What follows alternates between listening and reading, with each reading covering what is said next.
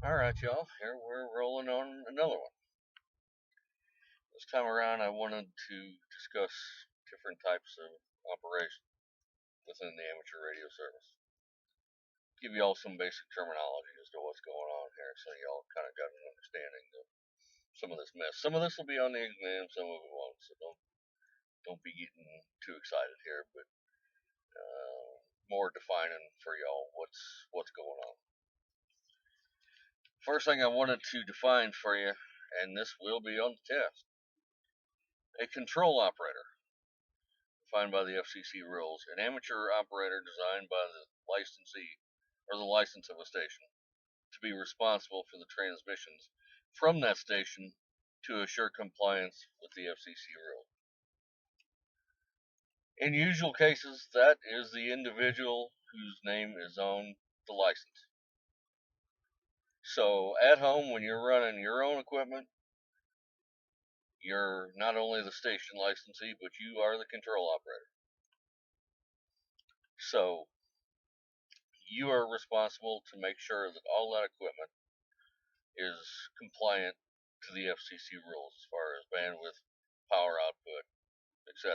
And if it goes out of band, they come after you.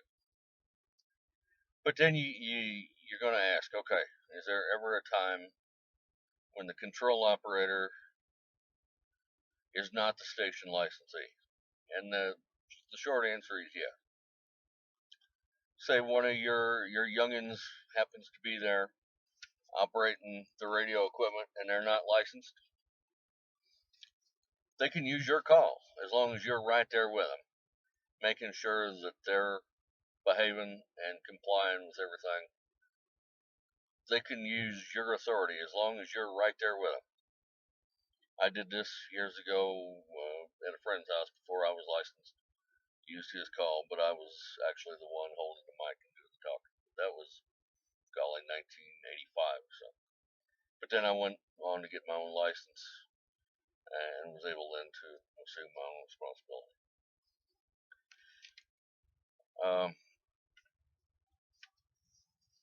What you get then is a radio club will get issued a license, a club license, and that will have a trustee. That person is responsible then for anything that goes on under the call sign of that license. That's why they normally like to get somebody with an amateur extra to be the station trustee. Then if they use that call sign, say at field day or during a contest, the person whose name is the trustee either needs to be there or can appoint somebody as control operator of that station to make sure it maintains compliance. And it's usually not a big deal.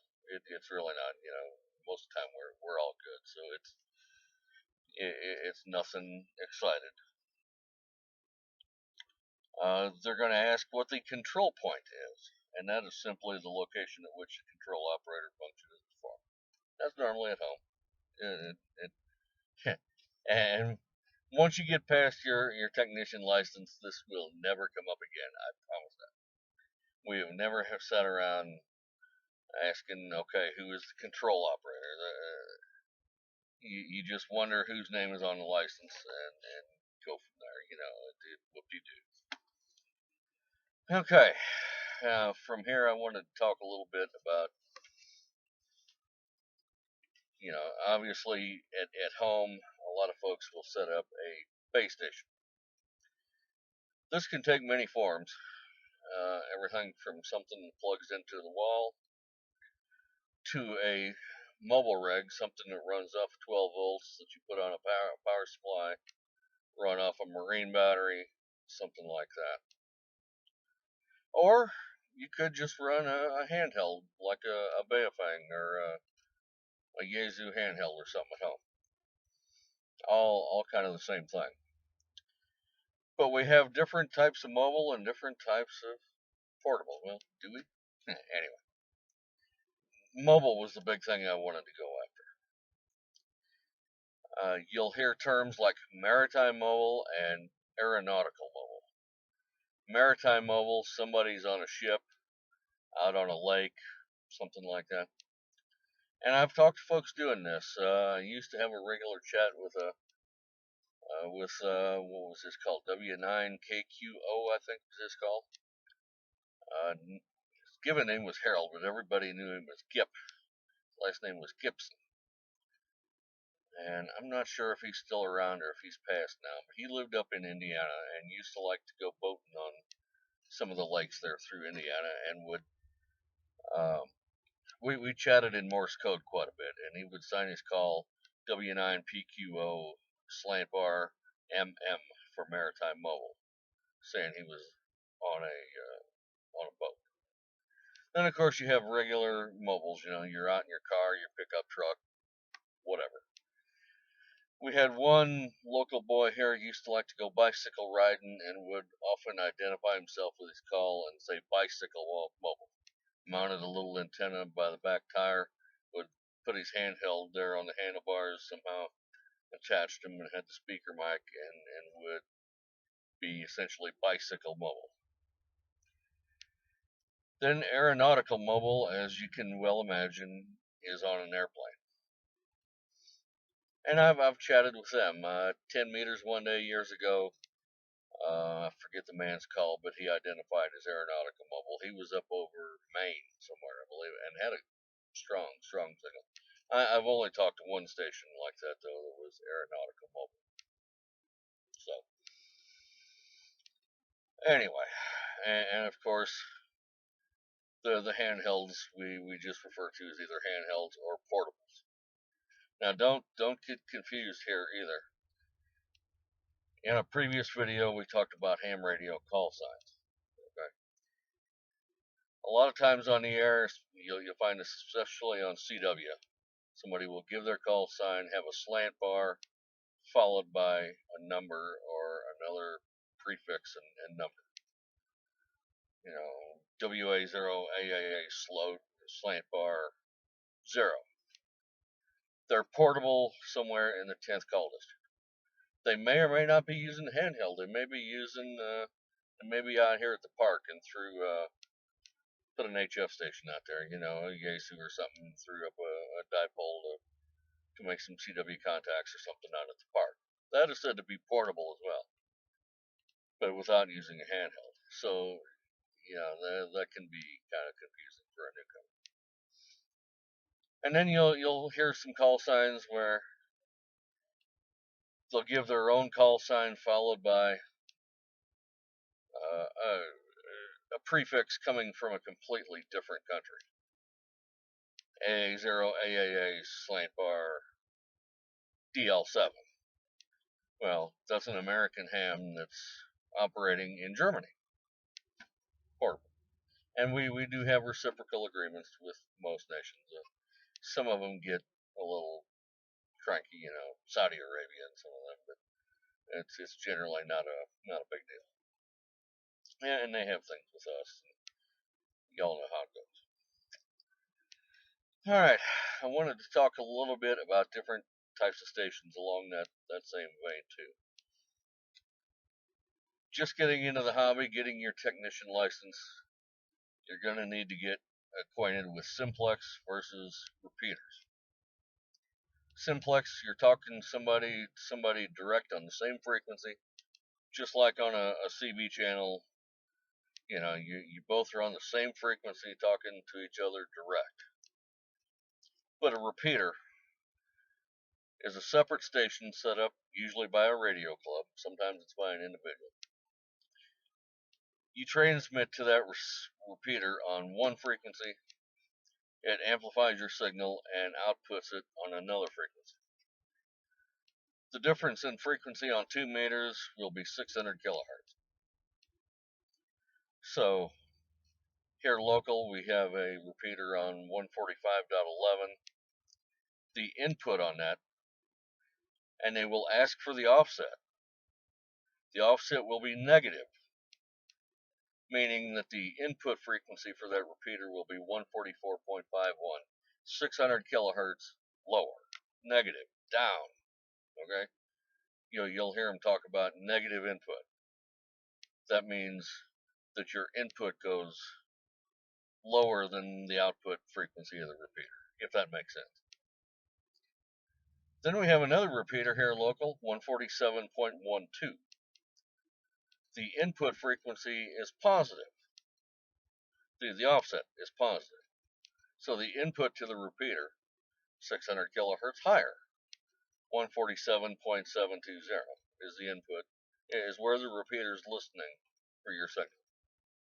And when it hears you, it amplifies your signal, retransmits it on 147.12. So it's said to have a high or an up offset, positive offset. These are all terms you'll hear, just so you know what they're talking about. With simplex operation, there is no offsets. You're transmitting and receiving to each other on the same frequency. Something like 146.52, 146.55, etc. You're going back and forth to each other on the same frequency. Okay.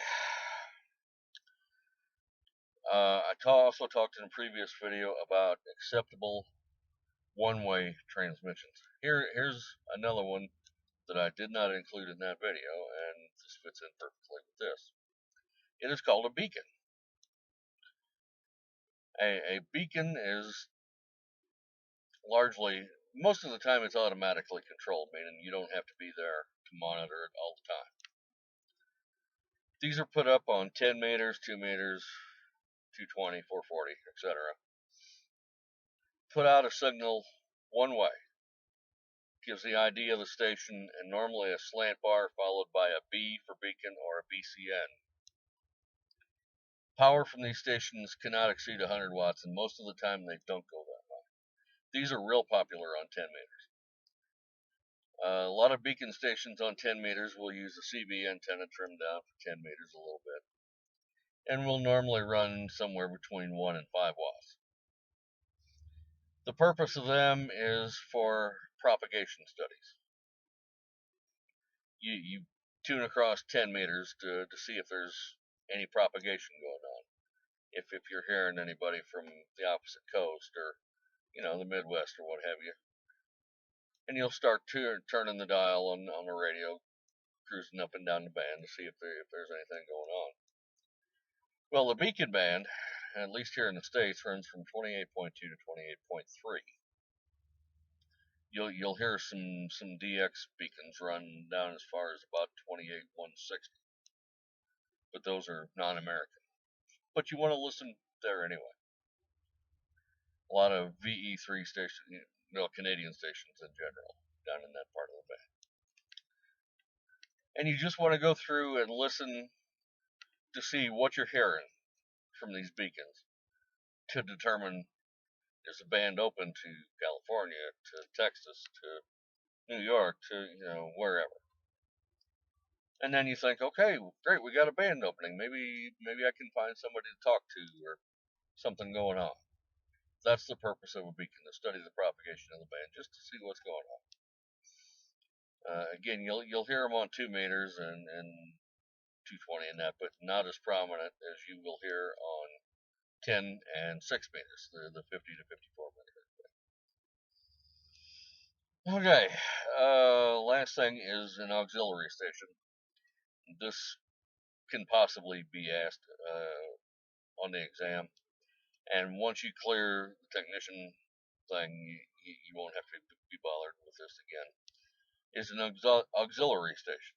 Okay, 2 stations are involved with this, and from my reading on this, largely it's remote control. Okay, say you get on your local repeater, and a lot of repeaters have functions on them. Years ago, many of them used to have a phone patch where you could make a phone call through the repeater. This was prominent back in the days before cell phones really hit it big. If you wanted to, if your wife wasn't a ham or something, or your spouse, whatever, you wanted to call home, to say, hey, I'm on the way home, do you want me to stop and get some burgers? Well, I mean, whatever, you get the idea. Hit the auto patch, dial home, do your business, then hit the DTMF pad on the microphone or on the radio again and hang it up. That and a lot of repeaters had bells and whistles on them, would tell you your deviation on FM, signal strength. I mean, all sorts of neat stuff. And you did that all with remote control using the DTMF pad on the radio. That's where an auxiliary station is. The control operator or the control station and the auxiliary station are the same. Just the one doing the controlling of the repeater. And again, this is something we never talk about, never fool with, never think anything about that. So there you go. Some other stations that you're going to see mentioned: an Earth station, and you're going to think, well, duh. Located on or within 50 kilometers of the Earth's surface. Isn't everybody an Earth station? Well, not necessarily. We do have space stations. These are amateur stations located more than 50 kilometers above Earth's surface. There are hams on, or have been hams on the International Space Station. I don't know if there currently are at the moment, but there have been in times past. So that would be a space station. As well as there have been ham stations on board the space shuttles. Once they get out of Earth's gravity, they would be essentially a space station. So there you go on that. Also wanted to give one last definition here, and I will wrap this up. Third-party communication.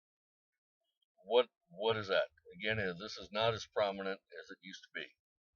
Years ago, passing messages back and forth to one another used to be a big deal. Phone patch and message handling and everything used to be really big. But if your sister or your cousin down the street or something was not a ham and wanted to get a message over to your brother out in California that was a ham, you could pass messages back and forth like that. That is third-party communication. Again, don't see much of that anymore. I remember we did some stuff years ago where we had a local truck driver here in town, and wanted one of us to call his wife to let her know that he was where they were supposed to meet and come pick him up. And one of us called and told her he was there, and okay, that is third-party communication. So there we go, another 18 minutes. I hope I made this clear. I don't know that I did, but it was worth a shot. So here we go. And with that, talk to y'all later. Jimbo out.